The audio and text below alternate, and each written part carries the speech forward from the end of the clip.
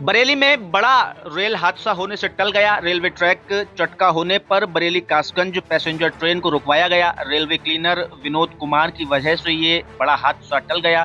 Track चटका हुआ होने पर पैसेंजर ट्रेन को पुल संख्या 357 के नजदीक रुकवाया गया।